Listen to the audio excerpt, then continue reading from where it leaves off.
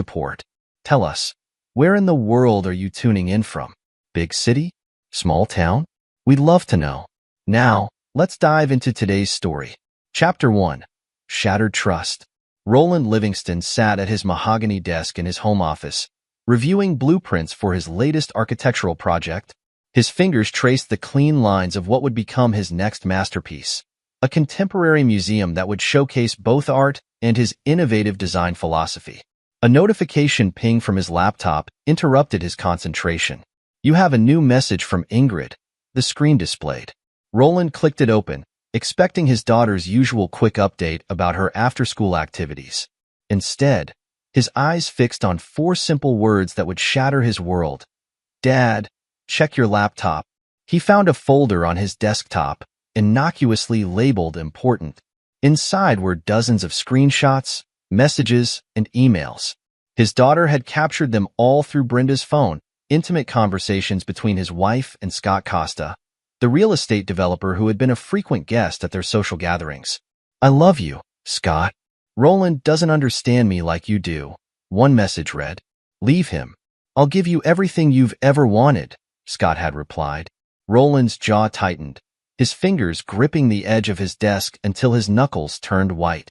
15 years of marriage reduced to betrayal in black and white on his screen. The messages dated back months, each one a calculated deception. A soft knock on his office door broke through his thoughts. "Dad." Ingrid's voice was barely above a whisper. "Come in, sweetheart," Roland managed, his voice steady despite the storm raging inside him. Ingrid entered, her dark hair pulled back in a neat ponytail, her eyes, so much like his own, watching him carefully. At 15, she carried herself with a maturity beyond her years. "How long have you known?" Roland asked, maintaining his composure. 3 months, Ingrid replied, moving to stand beside his chair. "I noticed Mom acting weird with her phone. She'd jump whenever you came near while she was texting. So I installed some monitoring software on her devices." Roland turned to face his daughter fully. "You shouldn't have had to do that. Someone had to watch your back," Ingrid said firmly. "There's more, Dad. I found something in Mom's email about my trust fund." Roland's expression darkened. "What about it?" Ingrid pulled up another file on his laptop. Bank statements appeared, showing systematic withdrawals from the trust fund he'd established for her future. Brenda had been siphoning money, thousands of dollars at a time. "She's been taking money out for months," Ingrid explained. "Designer bags, jewelry, weekend trips." With him, Roland stood up slowly, his 6'2" frame rigid with controlled anger. His mind flashed back to their wedding day, 15 years ago. Brenda had been radiant in white, promising forever. He believed her then, had given her everything she'd ever wanted. "Dad." Ingrid's voice pulled him back to the present. "What are you going to do?" Roland placed a hand on his daughter's shoulder. "Nothing yet.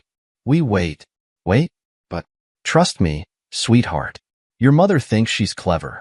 Let's see just how clever she really is." That evening, Roland maintained his usual routine. He prepared dinner, set the table for 3, and waited. Brenda breezed in at 7, designer shopping bags in hand, her blonde hair perfectly styled. "Sorry I'm late," she announced, not sounding sorry at all. The interior design consultation for the Costa project ran long. Roland watched her, noting how easily the lies fell from her lips. "How's Scott?" he asked casually. "Fine," Brenda replied automatically, then froze. Her blue eyes snapped to his face, searching for any sign of what he knew. "Dinner's ready," Roland said smoothly, turning away. "Ingrid, come down please." Throughout dinner, Roland observed his wife. She'd changed over the years, become harder, more entitled. The woman who'd once laughed at his jokes and supported his dreams now saw him as nothing more than a means to an end. Later that night, as Brenda slept soundly beside him, Roland lay awake, his mind working. She thought she had it all figured out. Take his money, take their daughter's future, take off with Scott Costa. But Roland Livingston hadn't built his reputation in architecture by being predictable or weak. The next morning brought the confrontation. Brenda stood in their bedroom, packing expensive clothes into a new suitcase, clothes he'd bought her. "I want a divorce," she announced, her chin lifted defiantly. Scott and I have been planning this for months, Roland finished, his voice ice cold. Did you think I wouldn't find out about the trust fund, Brenda? Her composure slipped for just a moment. You can't prove anything. Roland laughed, the sound devoid of humor. I don't need to prove it. You've done all the work for me. What's that supposed to mean? You'll find out soon enough. Roland turned to leave, then paused. Oh, and Brenda? Remember when you said I was too focused on work to notice you? You were right. I was focused on building something lasting. You were focused on destroying it. Brenda's face flushed with anger. You think you're so perfect, Roland? Scott's twice the man you'll ever be. He knows what I'm worth. No, he knows what my money is worth. There's a difference. Roland's dark eyes fixed on her. Pack your things and get out. But remember this moment, Brenda. Remember when you thought you had one. He left her standing there, her perfectly manicured hands shaking as she zipped up her suitcase.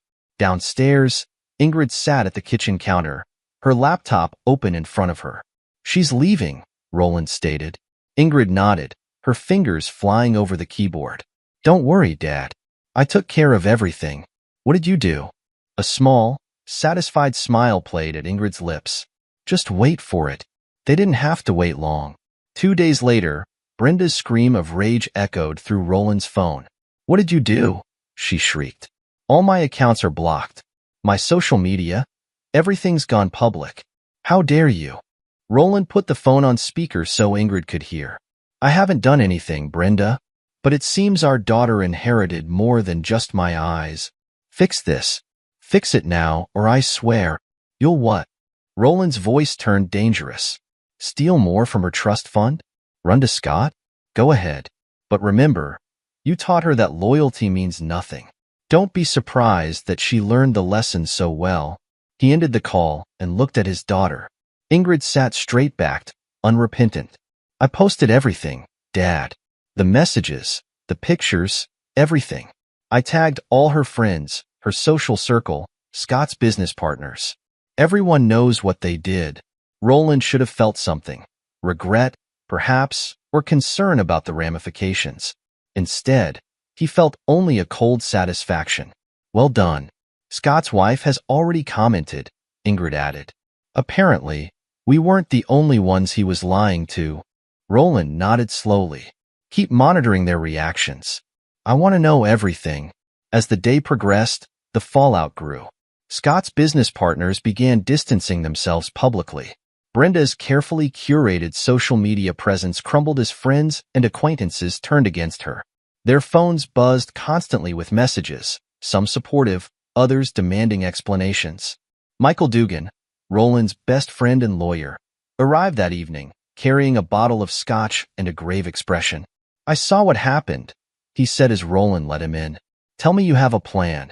Roland led him to the study, where they could speak privately. I have several. Michael poured them both a drink. Roland, I've known you for 20 years. I know that look. Whatever you're thinking. They tried to take everything from me. Roland cut in. My marriage, my daughter's future, my reputation. They thought I would just accept it, roll over like a good husband and father. Taking the high road is for people who've never been betrayed. Roland's eyes gleamed with something dangerous. You're either with me on this, Michael, or you're not. But don't try to talk me out of it. Michael studied his friend for a long moment, then nodded. What do you need? Information. Everything you can find on Scott Costa's business dealings. Every permit, contract, partner. And Brenda, I want to know where all that money really went. It won't be cheap. Money isn't an issue. Justice is. They were interrupted by Ingrid, who entered carrying her laptop. Dad, you need to see this. Scott's threatening to sue me for defamation. He says he'll destroy us. Roland took the laptop, reading Scott's message with growing anger. The man's arrogance leaked through every word, threatening not just legal action but personal retribution. He won't touch you, Roland promised his daughter. Michael, how quickly can we move her trust fund somewhere safe? Give me 24 hours, Michael replied. But Roland, if you're planning what I think you are, I'm planning to teach them both a lesson about consequences. Roland's voice was quiet, but filled with conviction. They thought they could play games with my life, my family. Now they'll learn what happens when you betray Roland Livingston. That night, after Ingrid had gone to bed and Michael had left with a list of tasks, Roland sat alone in his study. On his desk lay the stack of architectural awards he'd won over the years, each one a testament to his ability to see the bigger picture, to plan and execute. He picked up his phone and dialed a number he'd kept for emergencies. "Alan? It's Roland Livingston. I need your services." Discreetly. He paused, listening. "Yes, it's about Scott Costa. And my wife." "Former wife." Another pause. "No, I don't want to just win, Alan. I want to destroy them both." As he hung up, Roland allowed himself a small smile. Brenda and Scott thought they'd written the ending to this story. They were about to learn they'd only written the beginning. In her room, Ingrid sat cross-legged on her bed, multiple screens open before her. She'd always been quiet, observant, learning from both her parents' strengths and weaknesses. From her father, she'd learned patience and precision. From her mother, she'd learned that trust, once broken, could never truly be repaired. Her fingers moved across the keyboard, setting up new monitoring protocols, creating alerts for any mention of their names online. She protected her father once. She would continue to protect him, no matter what came next. And something was coming. She could feel it in the way her father moved through the house now, in the steel beneath his calm words. Roland Livingston was planning something, and Ingrid knew whatever it was would change everything. In another part of town, Brenda sat in Scott's luxury apartment, her mascara streaked with tears of rage. "He did this," she snarled, clutching her phone. "Roland did this to humiliate us." Scott paced the room, his own phone buzzing constantly with messages from business partners and angry associates. "No, your brat of a daughter did this, and you're going to fix it." "How?" "She's blocked me out of everything." "I don't care how." Scott grabbed her shoulders roughly. "Do you have any idea what this could cost me? My reputation, my contracts." Brenda pulled away, suddenly seeing Scott clearly for the first time. Gone was the charming man who'd promised her the world. In his place stood someone harder, colder. "We'll make them pay," she promised, more to herself than to him. "Roland thinks he's so clever, so controlled. We'll show him what real pain feels like." Neither of them realized they were playing exactly into Roland's hands, their anger and desperation driving them exactly where he wanted them to go. And Roland, in his study, was already moving his pieces into position, preparing for a game of revenge that would leave no survivors. Chapter 2. Don't worry, Dad. I took care of everything. The morning after Ingrid's cyber attack brought a tense atmosphere to the Livingston household. Roland stood in the kitchen, preparing coffee with the same precision he applied to everything in his life, when Brenda stormed in. "We need to talk," she demanded, her designer outfit slightly disheveled, her usual perfect appearance showing cracks. Roland didn't turn around. "About what? The affair? The money you stole from our daughter? Or perhaps about how you thought you'd never get caught?" "Don't act superior with me, Roland." Brenda's voice dripped with disdain. "You were always so wrapped up in your work, so focused on your precious reputation. What did you expect?" Now Roland did turn, his dark eyes fixing on her with an intensity that made her step back. "What did I expect? Loyalty, perhaps.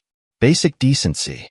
But then again, those concepts might be too complex for someone who measures worth in designer labels." "I want a quick divorce," Brenda declared, trying to regain her composure. "Scott's lawyer." "Scott's lawyers?" Roland's laugh was sharp. "The same Scott Costa who's currently watching his business partnerships crumble because of his exposed affair? That's Scott." Brenda's face flushed. "You have no proof of anything. It's all circumstantial, and you know it." "Is it?" Roland pulled out his phone, bringing up screenshots of bank transfers. "Like these transfers from Ingrid's trust fund to your private account? The one you thought I didn't know about?" For the first time, uncertainty flickered across Brenda's face. "How did you?" "You're not as clever as you think you are, Brenda. Neither is Scott." Roland's voice remained calm, almost conversational. "You know what your biggest mistake was? Not the affair. Not even stealing from our daughter. It was underestimating me. Is that supposed to frighten me?" Brenda lifted her chin defiantly. You're nothing without me, Roland. I made you socially acceptable. I gave you the connections you needed. Roland stepped closer, his presence filling the kitchen. No, Brenda. I built everything we had. You just spent it. Dad. Ingrid's voice came from the doorway. She stood there in her school uniform, watching the scene with calculated interest. Brenda turned to her daughter, her expression softening artificially. Ingrid, sweetheart, you need to understand. I understand perfectly, Mom. Ingrid cut in, her voice cold. I understand how you used Dad's credit cards to book hotel rooms with Scott. I understand how you transferred money from my college fund to buy designer bags. I understand everything. You little Brenda started forward, but Roland's hand shot out, gripping her wrist. Don't, he warned, his voice low and dangerous. Don't even think about it. Brenda jerked away, rubbing her wrist. Fine. Keep your little spy. You deserve each other. She stormed upstairs, returning minutes later with a suitcase. I'll have my lawyers contact yours, she announced from the doorway. Don't think this is over, Roland. After she left, Ingrid moved to stand beside her father. She's right about one thing, she said quietly. It's not over. Roland placed a hand on his daughter's shoulder. No, it's not. But we're ready for whatever comes next. Throughout the day, Roland maintained an appearance of defeat, playing the role of the betrayed husband perfectly. He fielded calls from concerned friends and business associates, his responses measured and diplomatic. Michael arrived in the afternoon, carrying a stack of legal documents. I've started the process, he reported, spreading papers across Roland's desk. But Roland, you need to be prepared. Brenda's going to fight dirty. Let her. Roland examined the documents. What did you find about Scott's business dealings? Michael pulled out another file. It's interesting. His latest development project? The safety inspections are questionable at best. And the funding? There are discrepancies. Good. Roland's smile didn't reach his eyes. Keep digging. I want everything. A notification sound from Ingrid's laptop interrupted them. She'd been sitting quietly in the corner, monitoring social media and electronic communications. Dad, Ingrid called, her eyes fixed on the screen. Scott's posted something. A threat. Roland and Michael moved to read over her shoulder. The message was public, posted on Scott's business profile. To those spreading malicious lies about my personal life, remember that reputations aren't the only things that can be destroyed. Your actions have consequences. He's desperate, Michael observed. The exposure is hitting him where it hurts. Good, Roland replied. Let him show his true colors. 2 days passed in relative calm before the storm truly hit. Brenda's phone call came during dinner, her voice shrill with panic and rage. What have you done? She screamed. All my cards are declined. My accounts are locked. And those pictures, those messages? Roland put the phone on speaker. Having trouble with your finances, Brenda? You bastard. Do you know what you've done? The entire city is talking about us. Scott's wife is filing for divorce. His investors are pulling out. Actually, Ingrid interrupted, her voice clear and calm. I did that. Every message. Secret meeting. Penny you stole. I made sure everyone knows. Silence filled the line for a moment. Then Brenda's voice returned, deadly quiet. You ungrateful little. Choose your next words very carefully, Roland warned, his tone making even Michael shift uncomfortably. You've already stolen from her. You don't get to insult her too. I'm your mother, Brenda hissed at Ingrid. Everything I did was for us, for our future. No, Ingrid cut in. Everything you did was for yourself. And now everyone knows it. After the call ended, Michael looked at Roland with concern. They're going to retaliate. You know that, right? Roland nodded. I'm counting on it. Chapter 3. Seeds of a Ruthless Plan. The next morning brought the expected escalation. Scott Costa's lawyer contacted Roland's office, threatening legal action for defamation and interference with business relationships. Minutes later, Brenda's lawyer followed with demands for an immediate and generous divorce settlement. Roland sat in his home office, examining the threats with Michael. They're playing right into our hands, he observed. Roland. Michael leaned forward, his expression serious. I've known you long enough to know when you're planning something. What exactly are we doing here? Roland stood, moving to the window. Do you remember when we were in college, and my business partner tried to steal our first major project? Michael nodded. You spent 6 months gathering evidence before destroying him completely. I learned something then, Roland continued. When someone betrays you, you don't just defeat them. You make sure they never recover. A knock at the door interrupted them. Ingrid entered, carrying her laptop. Dad, I found something interesting in Mom's email history. She's been talking to Alexandra Hubbard about Scott's business dealings. Alexandra? Michael frowned. Isn't she Brenda's closest friend? Supposedly, Ingrid replied, turning her laptop to show them. But look at these messages. She's been feeding Mom's ego, encouraging the affair, all while gathering information about both Mom and Scott. Roland's eyes narrowed as he read the exchanges. She's playing both sides. Keep monitoring their communications, Ingrid. Alexandra might prove useful. The afternoon brought another development. Scott and Brenda appeared at Roland's office unannounced, their faces tight with barely controlled rage. You think you can destroy us? Scott demanded, his usual smooth demeanor cracking. I'll burn everything you've built to the ground. Roland remained seated, his posture relaxed.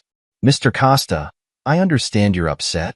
Finding out your business partners are abandoning you must be distressing. This isn't a game, Brenda snapped. Fix this, Roland.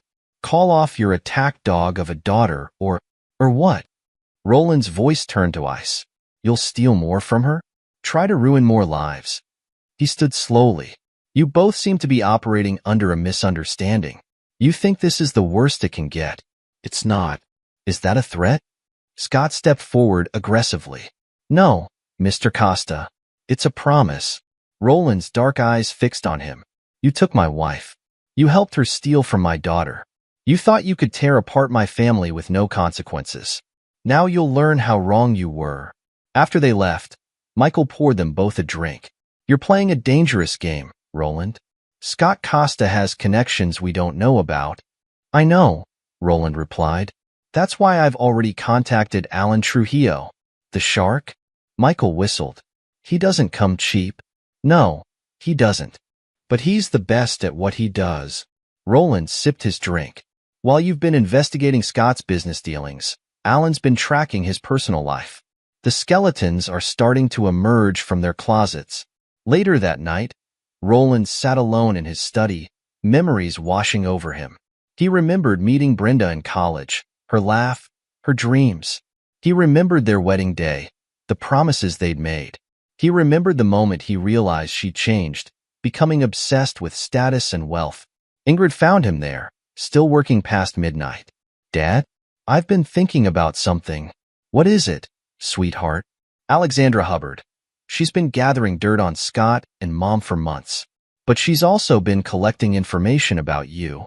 Roland's expression hardened. Show me. Ingrid pulled up a series of emails on her laptop. Alexandra had been meticulously documenting everything. Roland's business dealings, his social connections, even his daily routines. She's playing a longer game, Roland mused. Keep watching her, Ingrid. She might think she's clever, but she's just given us another weapon to use. As the night deepened, Roland's plan took shape. He would need to move carefully, strategically. Scott and Brenda had thrown the first punch, thinking they held all the power. Now he would show them what real power looked like. Dad. Ingrid's voice was soft. Are you okay? Roland looked at his daughter, seeing the strength and loyalty that reminded him so much of himself. I'm fine, sweetheart. We're going to be fine. But as Ingrid left for bed, Roland's expression darkened. He pulled out his phone and dialed Alan's number. It's time, he said when the lawyer answered. Start the process. I want everything in place before they know what hit them. The first act of Roland's revenge was complete. The betrayal had been exposed, the battle lines drawn. Now came the real war, and Roland Livingston never lost a war. In her room, Ingrid continued monitoring the digital battlefield she'd created. She'd watched her father all her life, learning his strength, his attention to detail, his unforgiving nature toward betrayal. Now she would help him ensure that Brenda and Scott learned the same lesson she had. Never underestimate Roland Livingston. The seeds of revenge had been planted. The storm was coming, and when it hit, no one who had betrayed the Livingstons would be left standing. Chapter 4. Financial Ruin. Roland sat in Alan Trujillo's office, examining the stack of documents spread across the mahogany desk. Each paper represented a different aspect of Scott Costa's business empire, and each one revealed new vulnerabilities. "Your friend Michael did excellent work," Alan said, tapping a particular file. "These safety violations at Costa's newest development? They're not just infractions. They're criminal negligence." Roland's dark eyes scanned the reports. "How quickly can we move? Anonymous tips to the regulatory boards?" Alan's thin lips curved into a predatory smile. "They'll be on site by tomorrow morning. But Roland, once we start this, there's no going back." "I know." Roland leaned forward. "Scott Costa tried to take everything from me. Now I'll take everything from him." The next day, Roland watched from his office as news crews descended on Costa Development's flagship project. Construction halted as inspectors swarmed the site, their presence drawing the attention of investors and board members alike. His phone buzzed. A message from Ingrid. "Dad, Scott's stock just dropped 15% in the first hour of trading." Roland's response was simple. "Keep watching." The dominoes fell exactly as planned. By week's end, 3 of Scott's major projects faced regulatory shutdown. His business partners, sensing blood in the water, began distancing themselves. Each revelation led to another. Each investigation spawned 2 more. Michael arrived at Roland's house that evening, carrying files and a grim expression. "The audit reports came back on those boutiques Brenda frequents. You were right. Their books are a mess." "Anonymous tip?" "Already done. IRS is particularly interested in their cash handling procedures." Michael poured himself a drink. "Roland, Brenda's going to be cut off from her favorite shopping spots." "Good." Roland examined a document showing Brenda's recent purchases. "She always did love spending other people's money. Let's see how she manages when the wells run dry." In her room, Ingrid monitored the digital fallout. Social media buzzed with rumors about Costa Development's troubles. But something caught her attention, a series of worried posts from her father's investors. "Dad," she found him in his study. "I think we have a problem. People are starting to wonder if your projects might have similar issues." Roland nodded, unsurprised. "Alan's already handling it. Full transparency. We're opening our books and sites for inspection. Unlike Scott, we have nothing to hide." The phone rang, Scott Costa's private number. Roland put it on speaker. "You think you're clever, don't you?" Scott's voice trembled with rage. "These anonymous tips? Problems with the inspectors, Scott? That's unfortunate. Perhaps if you'd spent more time overseeing construction and less time pursuing other men's wives." "I'll destroy you for this. Better men than you have tried." Roland's voice remained calm. "How's the stock price looking?" Scott's response was pure profanity. Roland ended the call, turning to find Ingrid watching him. "He sounds scared," she observed. "He should be." Roland pulled up a document on his computer. "Because tomorrow, his board receives this." The document detailed years of corner cutting, safety violations, and fraudulent inspections. Each accusation backed by documentation Michael had uncovered. "But the real blow," Roland continued, "comes from here." He opened another file, emails between Scott and various officials, suggesting bribes and kickbacks. Ingrid studied the evidence. "Where did you get all this?" "Scott's not the only one with connections. But he is the only one stupid enough to leave a paper trail." The next morning, Roland received an urgent call from Alan. "It's done. The board called an emergency meeting. They're voting to suspend Scott pending investigation." "And the other matter? Your ex-wife's favorite boutiques? 3 of them just got visits from tax auditors. The others are scheduled for next week." Roland ended the call, satisfied. The financial noose was tightening around both Scott and Brenda. But this was just the beginning. A text from Michael arrived. "You need to see this." Attached was a video. Brenda attempting to use her credit cards at a high-end store, becoming increasingly agitated as each one was declined. The footage, likely from security cameras, showed her screaming at the staff before security escorted her out. "Should we leak it?" Michael asked in a follow-up message. Not yet, Roland replied.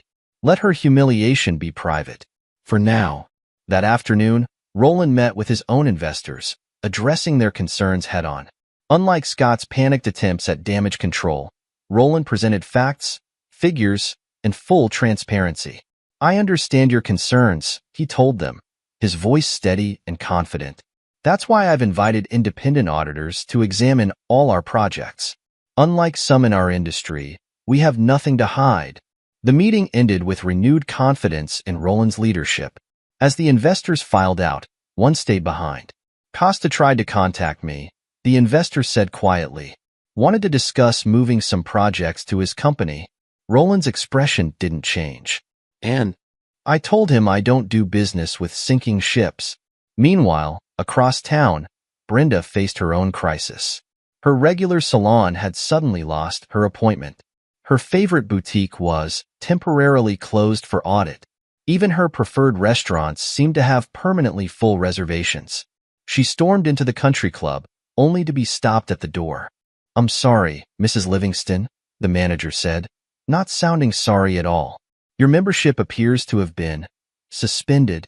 Suspended? Do you know who I am? Yes, ma'am. That's precisely the problem. Humiliated, Brenda retreated to Scott's penthouse, only to find him in the midst of his own meltdown. They suspended me, he shouted, throwing a crystal tumbler against the wall. My own board. They're talking about a criminal investigation. Scott, calm down. We need to think. Think? While your ex-husband systematically destroys everything I've built. Scott rounded on her. Fix this, Brenda. You promised me Roland was weak, that he'd roll over. I didn't think he. You didn't think at all. Scott grabbed her arm roughly. If I go down, you go down with me. Remember that. Back at the Livingston house, Roland reviewed the day's developments with Michael and Alan. Costa's board suspended him, Alan reported. The regulatory investigations have spooked them. There's talk of bringing in forensic accountants. Michael added, and those boutiques Brenda frequents? 3 have already received audit notices. The others are scrambling to clean up their books. Good. Roland examined a new set of documents.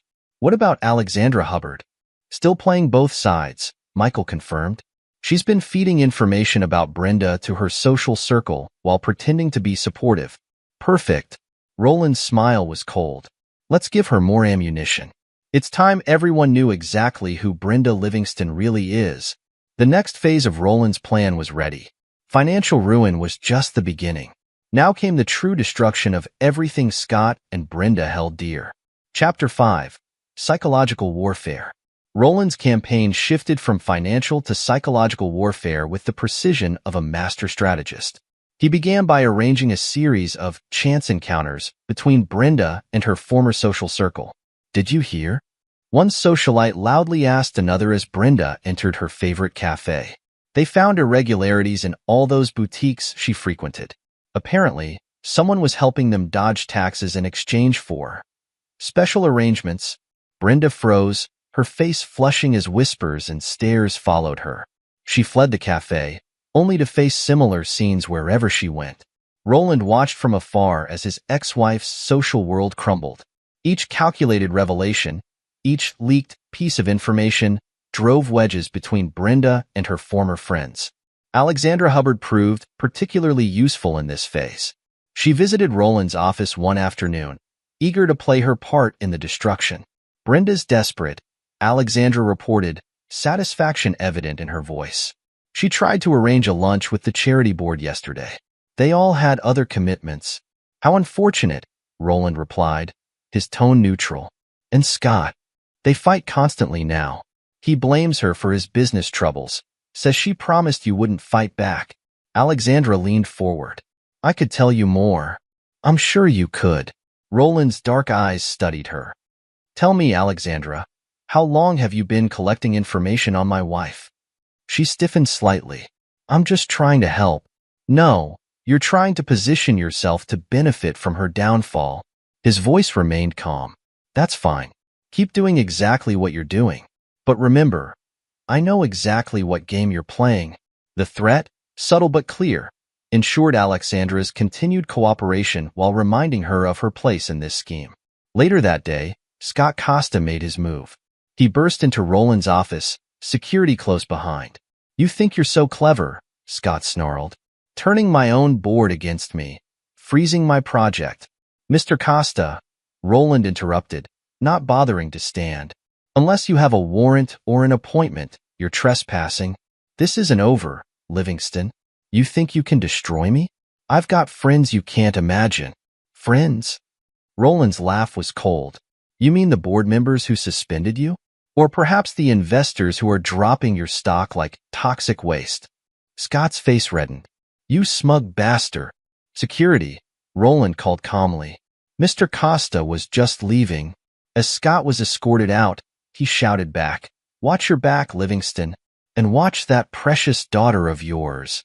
Roland's expression darkened. He picked up his phone. "Michael, increase Ingrid's security and contact Alan. It's time for Phase 2. Phase 2 began with a series of anonymous emails to Scott's remaining business partners. Each contained documentation of his questionable practices, each suggested deeper investigations. "Dad." Ingrid entered his study that evening. "Scott's wife is giving interviews. She's talking about his affairs, all of them." Roland watched the footage. Scott's wife, tears in her eyes, detailing years of infidelity and financial manipulation. The comments section exploded with sympathy for her and condemnation for Scott. "Keep monitoring the response," Roland instructed. "And Brenda's social media?" Complete meltdown. "She's posting angry rants, deleting them, then posting more. Alexandra's screenshots are spreading everywhere." The psychological pressure mounted. Scott's former friends avoided him. Business associates stopped returning calls. His social standing, once built on wealth and influence, crumbled. Brenda faced similar isolation. Her attempts to maintain her social position met with polite but firm rejection. Even her favorite stores suddenly couldn't accommodate her. "This is your fault," she screamed at Scott during another fight in his penthouse. "You promised me everything, and now I have nothing." "Me?" Scott grabbed her shoulders roughly. "You said he was weak. You said he'd never fight back. Now look, my company's under investigation. My reputation's ruined." "Your reputation?" Brenda laughed hysterically. "I can't even get a dinner reservation. My own friends won't take my calls." "Friends?" Scott sneered. "You mean those socialites who only wanted your money? Or that snake Alexandra who's been spreading stories about you?" The mention of Alexandra sent Brenda into a fresh rage. She'd trusted Alexandra, confided in her, only to discover her former friend had been documenting and sharing every mistake, indiscretion. Roland received regular updates on their deteriorating relationship from various sources. Each fight, each public scene, each desperate attempt to maintain their lifestyle played exactly into his hands. "They're turning on each other," Michael observed during one of their strategy sessions. "Scott's blaming Brenda for his business troubles. She's blaming him for her social isolation." "Good." Roland examined new reports from his investigators. "The pressure's working. Now we increase it." The next phase of psychological warfare targeted their individual weaknesses. For Scott, it was his pride in his business acumen. Anonymous tips led journalists to investigate his past projects, revealing pattern after pattern of corner-cutting and fraud. For Brenda, the target was her social status. Carefully planted rumors suggested she had been living beyond her means even before the affair, manipulating both Roland and Scott for financial gain. "Sir?" Roland's assistant interrupted one afternoon. "Mrs. Costa is here to see you." Scott's wife entered, elegant despite her obvious distress. "Mr. Livingston, I have information you might want." "About your husband?" "About all of it. His business practices, his affairs, his plans with your wife." She placed a USB drive on his desk. "I thought I could save our marriage. Now I just want him to pay." Roland examined the drive. "Why come to me?" "Because you're winning," she replied simply. "And I want to be on the winning side." The drive contained years of Scott's personal and business correspondence, a goldmine of information for Roland's campaign. But it was the psychological impact that mattered most. Scott's own wife turning against him. The pressure continued to mount. Scott's remaining business partners received anonymous emails detailing his fraudulent practices. Brenda's social circle buzzed with new revelations about her manipulation of both husbands. Alexandra played her part perfectly, sharing just enough information to maintain her position while fueling the flames of scandal. She didn't realize she was being used just as effectively as she thought she was using others. "Dad." Ingrid's voice pulled Roland from his strategic planning. "I think you need to see this." She showed him her phone. A social media post from Brenda, clearly written in a moment of desperate rage. "You think you've won, Roland? You think you can destroy us? Watch your back. Watch your precious daughter. This isn't over." Roland's expression hardened. The threat to Ingrid crossed a line he wouldn't tolerate. It was time to escalate the warfare, to move from psychological pressure to complete destruction. He picked up his phone. "Alan, move up the timeline. It's time for the press conference." The psychological warfare had served its purpose, breaking down their defenses, isolating them from support, turning them against each other. Now came the final phase: public humiliation and complete ruin. Chapter 6. The public humiliation. The press conference was set for a Tuesday morning at the city's most prestigious hotel. Roland had chosen the venue carefully. It was where Scott Costa had hosted his company's most successful events, where he'd schmoozed with investors and politicians. Now it would be where his world ended. "Are you sure about this?" Michael asked as they reviewed the presentation one final time. "Once we do this, there's no going back." "They threatened my daughter," Roland replied, his voice cold. "Now they learn what that means." The ballroom filled with journalists, business reporters, and social media influencers. Roland had ensured maximum coverage. This destruction would be witnessed by everyone who mattered. Alan Trujillo stood at the podium first, his presence lending gravitas to what was to come. "Ladies and gentlemen, thank you for coming. Today, we present evidence of systematic fraud, corruption, and criminal negligence at the highest levels of Costa development." The screens behind him lit up with documents, emails, and photographs. Each piece of evidence had been carefully selected and verified. There would be no possibility of denial. "These records show a pattern of safety violations spanning 5 years, Alan continued. Mr. Costa personally approved cost-cutting measures that put lives at risk. In the audience, phones buzzed as Costa Development's stock price began to plummet. The real-time destruction of Scott's empire played out in digits and decimal points. Then came the personal revelations. Emails between Scott and various officials, suggesting bribes and kickbacks. Messages to multiple mistresses, including Brenda, revealing promises of wealth and status in exchange for their affections. Mr. Costa didn't just betray his investors, Alan announced. He betrayed his wife, his business partners, and the public trust. From her seat in the audience, Alexandra Hubbard recorded everything, her social media followers growing by the minute as she provided real-time commentary. She didn't realize her role in this drama was far from over. Halfway through the presentation, Scott Costa burst into the ballroom, his face contorted with rage. "This is slander. I'll sue you all." Roland stepped to the podium, his calm demeanor a sharp contrast to Scott's fury.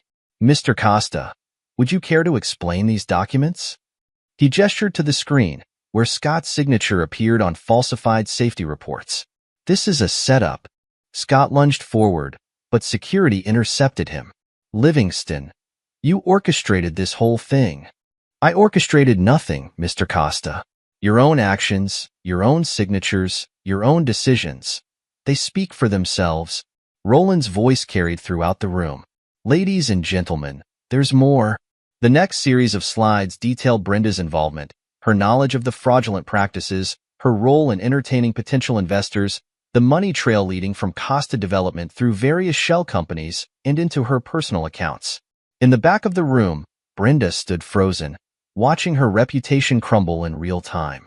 Her phone buzzed constantly with messages from former friends, each one distancing themselves from the growing scandal. "This evidence has been provided to the relevant authorities," Alan announced.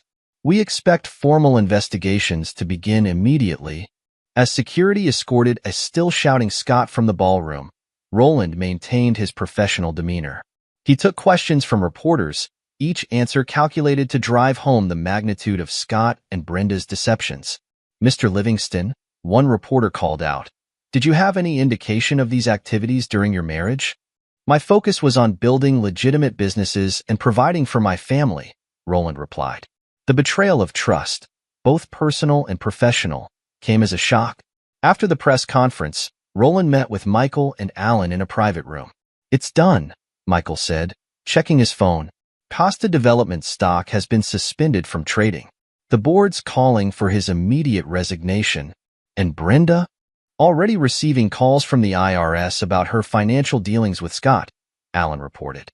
"The boutiques she frequented are also under investigation for tax fraud and money laundering." Roland nodded, satisfied. Now we wait for the real damage to begin. The aftermath was swift and brutal. By evening, major news networks ran stories about Costa Development's fraudulent practices. Social media exploded with screenshots of Scott's emails and Brenda's extravagant spending. Brenda's desperate phone call came just before midnight. "You've ruined everything," she sobbed. "My friends, my reputation. How could you do this to me?" "I did nothing to you, Brenda. You did this to yourself." Roland's voice remained steady. "You chose to betray your family. You chose to steal from your daughter. You chose Scott Costa. Now you can live with those choices. Please, Roland. I need help. Money, just temporarily. Goodbye, Brenda." He ended the call and turned to find Ingrid standing in his study doorway. "She called you for money?" His daughter's voice held a mix of disbelief and contempt. "She always did care more about wealth than loyalty." Roland gestured for Ingrid to join him. "Are you okay with all this?" "They threatened us, Dad. They threatened me." Ingrid's expression hardened. "They deserve everything they get." The next few days brought a cascade of consequences. Scott's business partners filed lawsuits. Regulatory agencies launched formal investigations. His wife filed for divorce, armed with evidence of his infidelities and financial misconduct. Brenda found herself shunned by her former social circle. Alexandra Hubbard, playing her role perfectly, continued to share details of Brenda's fall from grace while maintaining a facade of concerned friendship. "Your plan worked perfectly," Michael observed during a strategy meeting. "They're completely isolated. Their reputations are destroyed, and it's all from their own actions." "Almost perfectly," Roland corrected. "There's still the matter of Alexandra Hubbard." "What about her?" "She played her part well, but she's a loose end. Someone that comfortable with betrayal can't be trusted." Roland pulled up a file on his computer. "She's been gathering information on everyone involved, thinking she'll profit from all sides. Time to show her the cost of playing those games." The final phase of Act 2 was set in motion. Scott and Brenda were ruined, their world shattered by their own actions and arrogance. But Roland Livingston's revenge wasn't quite complete. There were still pieces to be moved, consequences to be delivered. Alexandra Hubbard would learn that her manipulative games had consequences. Scott Costa would discover that financial ruin was just the beginning. And Brenda would finally understand exactly what she had thrown away. The execution of retribution was nearly complete, but the storm wasn't over yet. Roland had orchestrated their downfall. Now he would watch as they tore each other apart in their desperate attempts to survive. In his study, Roland reviewed the day's reports with satisfaction. His enemies had thought him weak, had underestimated his capacity for revenge. That mistake had cost them everything: their wealth, their status, their relationships, their futures. "Dad." Ingrid entered with her laptop. "Scott's trying to leave the country. His private jet filed a flight plan for tomorrow morning." Roland smiled coldly. "Send the information to Alan. Let's see how far Mr. Costa gets." The stage was set for the final act of his revenge. But that would be another chapter, another calculated strike against those who had dared to threaten his family. For now, Roland Livingston sat in his study, surrounded by the evidence of his enemy's destruction, and allowed himself a moment of satisfaction. The execution of retribution was complete. The reckoning would come next. Chapter 7. Ruthless Retaliation. The security footage played on Roland's laptop screen. Scott Costa approaching Ingrid's school, attempting to get past the guards. His daughter's frightened call still rang in Roland's ears. "Dad." He was here. He tried to. Roland's fingers tightened on his desk until his knuckles turned white. The line had been crossed. Scott Costa had made the fatal mistake of threatening his daughter. I want everything, Roland spoke into his phone. Tax records, business dealings, personal accounts, anything that isn't completely legal. And I want it now. Already on it, Alan Trujillo replied. But Roland, if we move this aggressively, I don't care about legal consequences anymore. He tried to hurt my daughter. Roland ended the call and turned to Michael, who sat watching him with concern. Whatever you're planning, Michael said. I'm with you. Good. Because this ends now. Roland pulled up a series of documents on his computer. Contact our private investigator. I want to know everything about Scott's business connections, especially the ones he keeps hidden. The investigator's report arrived within hours. Scott Costa's empire wasn't built solely on legal construction projects. There were shadow companies, hidden accounts, connections to questionable organizations. Roland smiled coldly. Perfect. He began his assault with surgical strikes at Scott's weakest points. Anonymous tips to regulatory agencies revealed critical safety violations in Costa's buildings. Building inspectors descended on his properties, finding countless code violations that required immediate attention. Sir, Roland's assistant interrupted his planning. The first demolition crew has arrived at Costa's Riverside project. Roland stood at his office window, watching as the wrecking balls took down Scott's pride and joy, a luxury apartment complex that had cut corners on structural integrity. His phone buzzed, Ingrid sending him a video link. The demolition was being live-streamed, with comments pouring in about Costa Development's negligence. Dad, Ingrid entered his office, her laptop under her arm. Scott's trying to access his offshore accounts. Should I? Block him, Roland commanded. Freeze everything. Ingrid's fingers flew over her keyboard. Done. He's locked out of all his financial resources. The next phase targeted Brenda. Roland had compiled a detailed dossier of her past, including photos from her college days when she struggled to make ends meet. He arranged for these images to reach her social circle, along with records of her recent financial manipulations. Please, Brenda's voice cracked over the phone. Roland, you have to stop this. I have nothing left. Nothing left? Roland's voice turned arctic. You still have your life. Be grateful for that. You helped Scott threaten our daughter. I didn't know he would. Goodbye, Brenda. Later that day, Michael brought more news. Scott's business partners are turning on him. They're filing lawsuits, claiming they were misled about the company's practices. Roland nodded, satisfied. And the authorities? Tax fraud investigation is underway. The evidence we provided was compelling. A notification pinged on Roland's computer, an email from one of Scott's former associates containing years of documented bribes and kickbacks. The man was trying to save himself by offering evidence against his former boss. Send this to Alan, Roland instructed. It's time to bring in the federal investigators. The next morning brought chaos to Scott's world. Federal agents raided Costa Development's offices, carrying out boxes of documents. News crews captured it all, broadcasting Scott's downfall in real time. Dad, Ingrid's voice was quiet. Scott's at the airport. He's trying to leave the country. Roland picked up his phone. Alan, execute Plan B. Within hours, Scott Costa found himself in handcuffs, his attempt to flee thwarted by authorities who had been tipped off about his plans. You did this. Scott screamed as they led him away. I'll kill you, Livingston. I'll destroy everything you love. Roland watched the footage of Scott's arrest with cold satisfaction. No, Scott. You destroyed yourself. That evening, Roland met with Michael in his study. There's still the matter of those threats we've been receiving. Michael shifted uncomfortably. About that, I need to tell you something. But before he could continue, Roland's security system alerted him to an intruder. On the cameras, he saw men in dark clothing approaching his house. Get Ingrid to the safe room, Roland commanded. Now. The next hours would prove that Roland Livingston's reputation for ruthlessness was well earned. Scott's hidden connections had made their move, but Roland was more than ready. Chapter 8. The Price of Vengeance. Roland stood in his office, examining the aftermath of the previous night's attempted invasion. His security team had handled the situation efficiently, and now Scott's hired thugs were in police custody.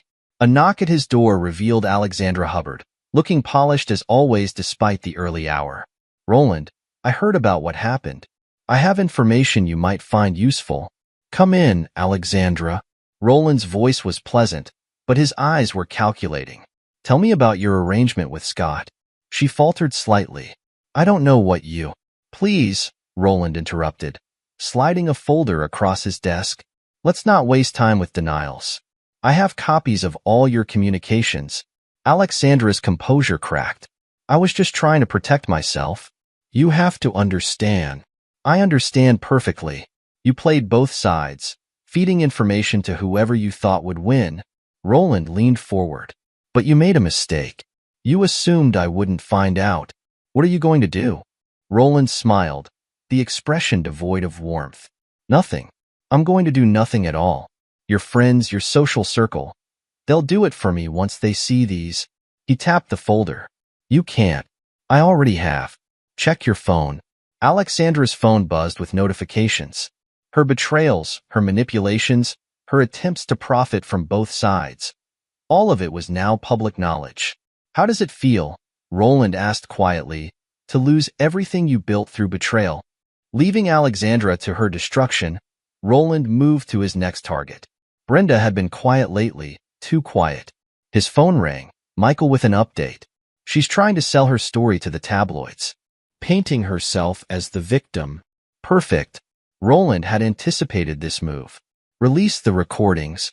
Hours later, audio files flooded social media, Brenda's own voice revealing her calculated manipulation of both Roland and Scott, her theft from her daughter's trust fund, her cold dismissal of family ties in favor of wealth. The final blow came from an unexpected source. Scott's wife held a press conference, revealing years of manipulation by both Scott and Brenda. They thought they could play with people's lives. She told the cameras, destroy families for their own gain. They were wrong. Roland watched the coverage from his office, Ingrid beside him. "Was it worth it?" his daughter asked quietly. "They threatened you," Roland replied. "That made it necessary." The phone rang, Brenda again, but this time her voice was different, broken. "I understand now," she whispered. "What I threw away, what I lost. Roland, please." "No." His voice was final. "You chose this path, Brenda. Now walk it alone." Later that evening, news broke that Scott Costa had tried to strike a deal with prosecutors, offering evidence against his business partners in exchange for leniency. "It won't work," Allen reported. "The evidence against him is too strong. He's facing serious time." Roland nodded, satisfied. "And Brenda?" "The IRS is very interested in her financial activities. Tax fraud, money laundering. She'll be lucky to avoid jail." A noise from the hallway made Roland turn. Alexandra stood there, her usual polish gone, replaced by desperate anger. "You destroyed me," she accused. "My friends, my reputation." "You destroyed yourself," Roland corrected. "I merely showed everyone who you really are." As security escorted her out, Roland reflected on the price of vengeance. He had won, completely and utterly. His enemies were ruined, their lives destroyed by their own actions and his calculated exposure of their true natures. Michael found him there later, pouring them both a drink. "We need to talk about those threats," he said seriously. "About the protection I arranged." Roland looked at his oldest friend, understanding dawning. "You've been handling it all along, haven't you?" Michael nodded. "I couldn't let them hurt you or Ingrid. I made some arrangements, called in some favors." "Thank you," Roland said simply, meaning it. The price of vengeance had been high, but Roland Livingston had paid it willingly. His enemies had learned the cost of betrayal, and his family was safe. That was all that mattered. Chapter 9. New Beginnings and Lasting Closure. 6 months later, Roland stood in his new office, overlooking a different city skyline. The move had been necessary, not out of fear, but for a fresh start. "Mr. Livingston?" His assistant's voice came through the intercom. "Margie Cherry from the Daily Chronicle is here." Roland had been expecting this. The journalist had been persistent in her pursuit of the story, and now he was ready to tell it. "Send her in." Margie entered, recorder in hand. Thank you for finally agreeing to meet with me. You've been thorough in your investigation, Roland acknowledged. What would you like to know? The truth, she replied simply. About what really happened to Scott Costa and Brenda Livingston. Roland gestured for her to sit. The truth is simple. They betrayed the wrong person. Over the next hour, he laid out the story. Not all of it, but enough. He told her about the affair, the theft from his daughter's trust fund, the threats against his family. And now? Margie asked. Scott Costa is in prison. Brenda Livingston is facing charges. Their social circle is destroyed. Do you regret any of it? No. Roland's voice was firm. They chose their path. I simply ensured they faced the consequences. After the interview, Roland found Ingrid in the building's tech center she designed. His daughter had grown over the past year, becoming stronger, more confident. I read the draft of your college application essay, he said. It's powerful. Ingrid smiled slightly. I wrote about loyalty, about learning what really matters in life. Roland nodded, proud of the woman his daughter was becoming. She had weathered the storm with him, proven her strength and intelligence. A notification on his phone caught his attention. Michael sending him an update about Scott's latest appeal being denied. Costa would serve his full sentence for fraud and attempted intimidation. Dad, Ingrid's voice pulled him back. Are you happy now, with how everything turned out? Roland considered the question carefully.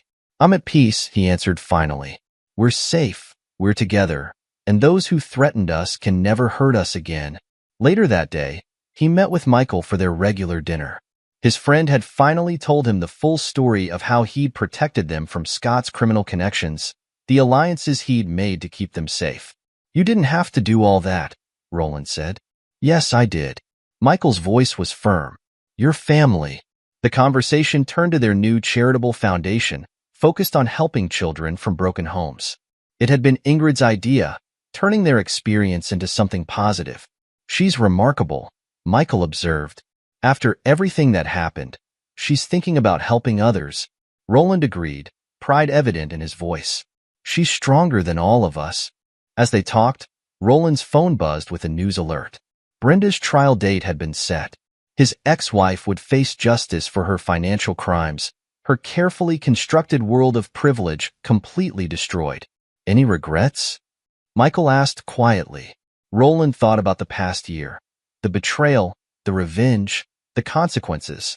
No, he said finally. They made their choices. I simply made sure they lived with them. The evening ended with Roland returning home to find Ingrid working on the foundation's website.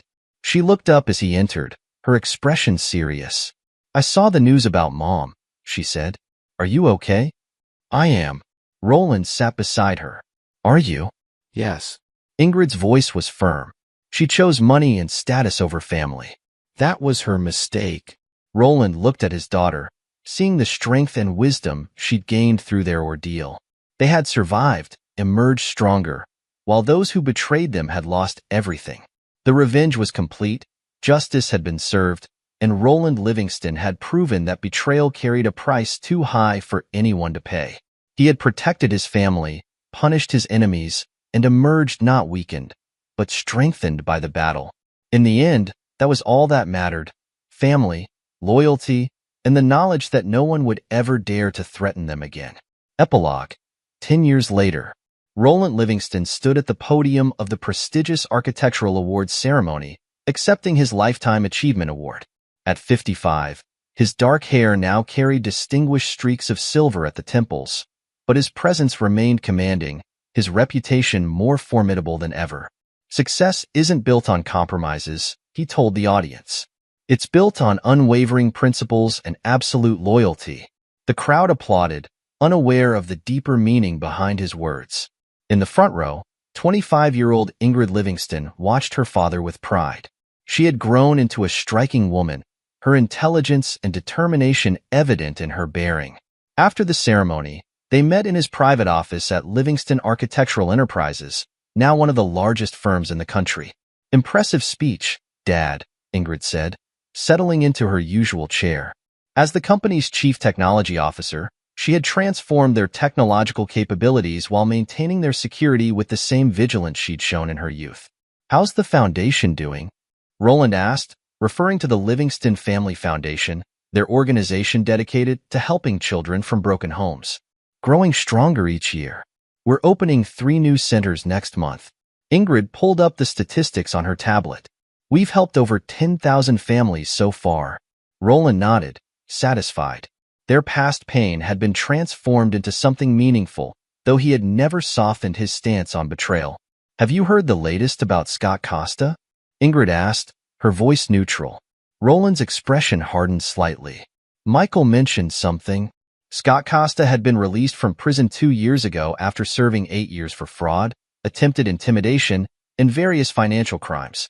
He had emerged a broken man, his once powerful empire reduced to ashes. His attempts to rebuild had been met with closed doors and cold shoulders, Roland's influence ensuring that Costa remained a pariah in the business world. "He tried to approach one of our smaller contractors," Ingrid continued. "They refused his business immediately and reported it to us." "Good." Roland's voice carried the same steel it had a decade ago. "Some debts can never be repaid." The conversation turned to Brenda. After serving 5 years for financial fraud, she had attempted to rebuild her life in another city. Her social status was gone, her former friends having long abandoned her. Recent reports suggested she worked as a sales clerk in a modest department store, a far cry from her days of luxury and privilege. She sent another letter, Ingrid mentioned, to the foundation this time. Roland raised an eyebrow. Over the years, Brenda had made numerous attempts at reconciliation, all met with silence. Her betrayal had earned her a permanent exile from their lives. "I handled it," Ingrid assured him. "She won't be contacting us again." Michael Dugan entered the office, now a senior partner in his law firm but still Roland's closest friend and advisor. The years had only strengthened their bond, forged in loyalty and tested by fire. "The Anderson merger is ready," he announced, then smiled. "But that can wait. We're celebrating tonight, remember?" Roland allowed a small smile. The annual dinner at his home had become a tradition, a gathering of those who had proven their loyalty through the years. Alexandra Hubbard's name occasionally appeared in social columns, though her influence had never recovered from Roland's systematic destruction of her reputation. She had learned the hard way that betrayal carried consequences that lasted a lifetime. Later that evening, Roland's expansive home filled with trusted friends and colleagues. The gathering represented the new life he had built, one founded on earned trust and proven loyalty. "Remember that journalist, Margie Cherry?" Michael asked during dinner. "She's writing a book about business ethics. Wants to interview you again." Roland considered this. Margie's article years ago had been fair, presenting the facts while allowing readers to draw their own conclusions about justice and revenge. Set it up, he decided. Some stories deserve to be told. Ingrid, engaged in conversation with her own protege, a young tech expert she was mentoring, caught her father's eye across the room. They shared a moment of understanding. The past had shaped them, but it hadn't defined them. The Livingston name now stood for more than revenge. It represented excellence, integrity, and unwavering principles. Roland had built an empire greater than Scott Costa had ever imagined, while his enemies had been reduced to cautionary tales. "Dad," Ingrid approached later, when the guests had gone. "I've been thinking about expanding the foundation's reach. There's a need for programs helping people rebuild after betrayal." Roland studied his daughter, brilliant, strong, and carrying the same steel in her spine that he'd taught her. "Tell me more."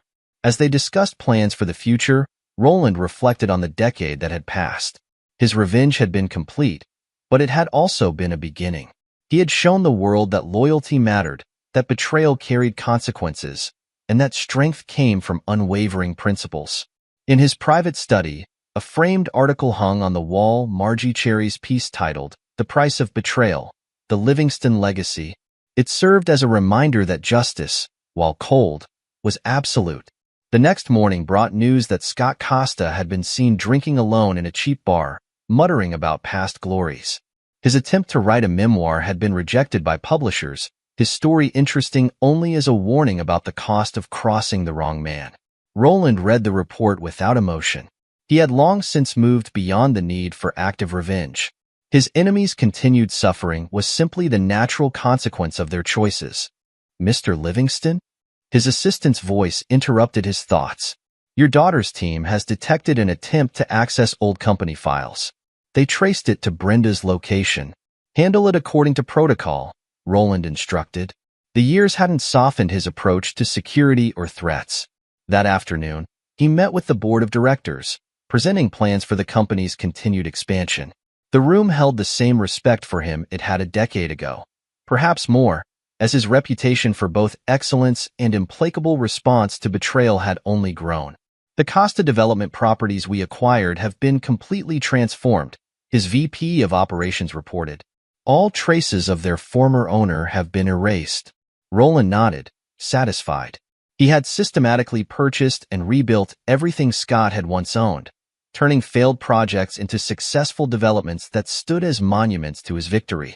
In the evening, he reviewed applications for the Foundation Scholarship Program. Each story of a child affected by betrayal strengthened his conviction that their work mattered. These kids deserve a chance, Ingrid said, joining him in the review. Like you gave me. Roland looked at his daughter, his greatest achievement and strongest ally. We give them more than a chance. We teach them strength. The years had proven that revenge, properly executed, could build as well as destroy. The Livingston Empire stood as testament to this truth, while their enemies' continued downfall served as a warning to others who might consider betrayal. Michael arrived for their weekly dinner, carrying a file.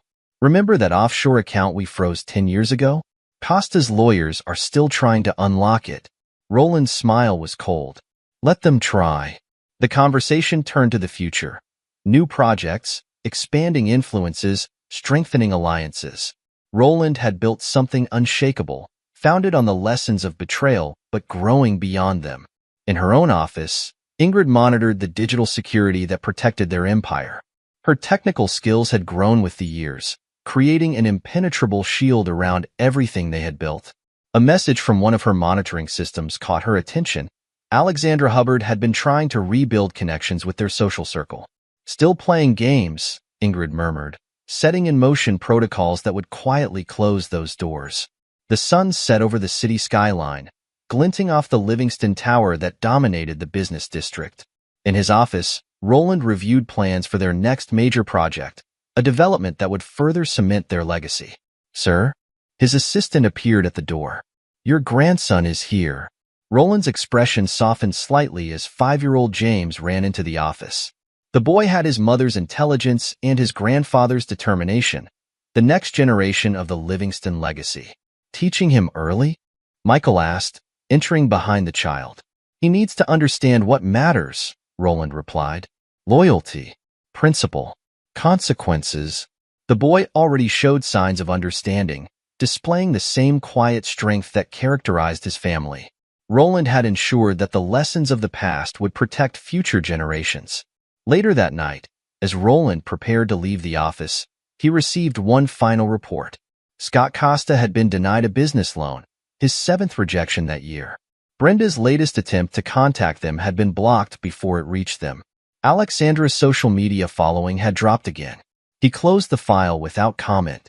Their fates had been sealed by their choices, their continued struggles merely the echo of justice served long ago.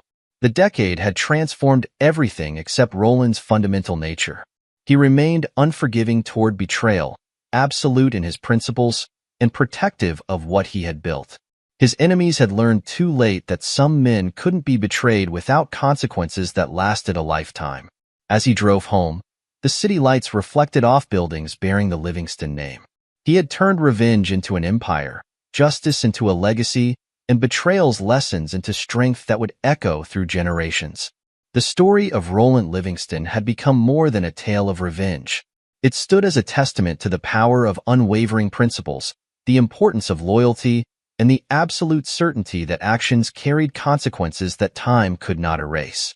In his study that night, Roland looked at a family photo, himself, Ingrid, her husband, and young James. They represented everything he had protected and built, proof that from betrayal's ashes, something stronger could rise.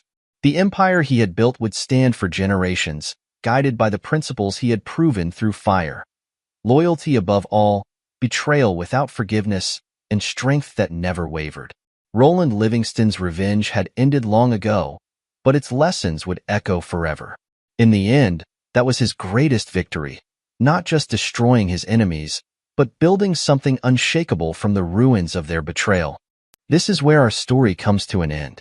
Share your thoughts in the comments section. Thanks for your time. If you enjoy this story, please subscribe to this channel. Click on the video you see on the screen, and I will see you there.